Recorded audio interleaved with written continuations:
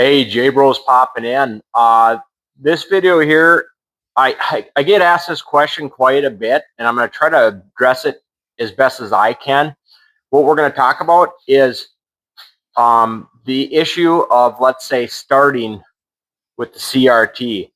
The first things that I know right off the bat, when I first got the machine, let's say maybe after a couple weeks or whatever, if I didn't stay on top of charging the unit, the battery would get weak and the machine wouldn't start. And if you go back to one of my earlier videos, I was sitting there thinking it was a starter issue or an engine issue. And really, all it ever was is, let's just say the alternator in this engine, which is not really an alternator, but we'll call it an alternator, doesn't have or doesn't put out enough power to not only start the engine a lot, but the problem is also if you're running the fan. So for example, let's say you start the rig 8-10 times throughout the day, and then also on top of it, let's say you're running the rig for 4 to 8 hours, and then your fan's running. If your fan's running that whole entire time, by the end of the day, your battery is basically going to be kind of pooped out. So that's where that one problem can happen. It's just surely a battery issue, and you'll be able to go on here and put the master power on and whatnot, and your dash lights and stuff like that, they may light up and whatnot, but if your battery doesn't have enough juice to start the unit, it might slightly turn over, but it doesn't have enough turnover power to turn the machine on. Or, like I said, you'll turn the key and nothing, but the lights will or the dash light stuff will still be on. There's enough power for that, but not enough power to start the machine. With that being said, that's why I put on here, and I'll just re-show this again in case you've missed my videos on it. That's where I put this onboard Noku charger. So basically, when I'm done with the machine every day, I just plug it in. This machine is, or this charger is hooked up directly to my battery, and that way, when I'm done with it, I get a solid trickle charge every day on the rig. Also, with that being said, to combat the fan draining the battery so much, that's why I added a second battery on here. Because for one, I use it a lot, and I wanted to keep the machine cool. So that's why I added a second battery and a second fan.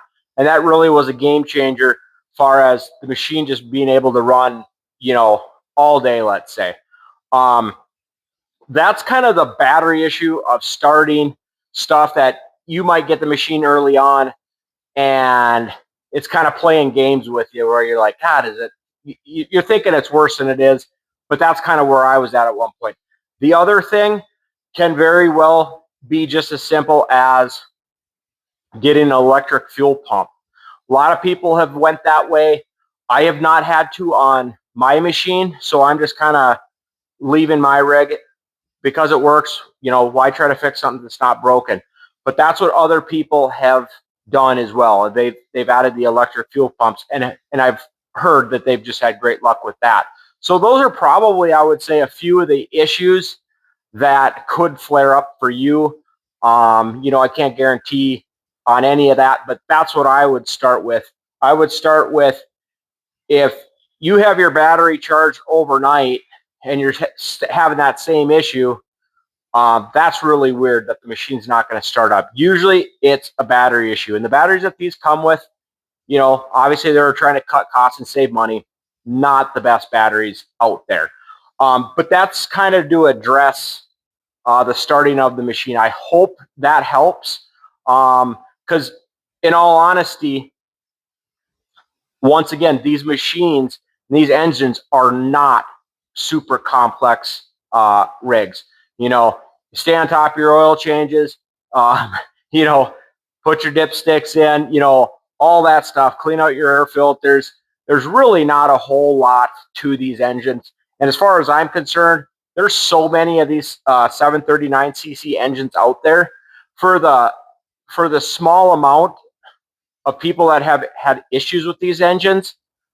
There's just so many that I think they're actually pretty reliable from, the sources that I hear. There's always war stories of engines failing, but I hope that helps with you. And of course, starting as well, make sure you have gas in your gas tank. But, that's pretty obvious, but obviously I've tried to start and go, oh, okay, my gas gauge was a little bit off. Yeah, like I said, gas, but usually I would say if you're having an issue starting, it's a battery thing. But I hope that helps. If you got any questions, comments down below, feel free to reach out. Yeah, please like, subscribe. J Bros out.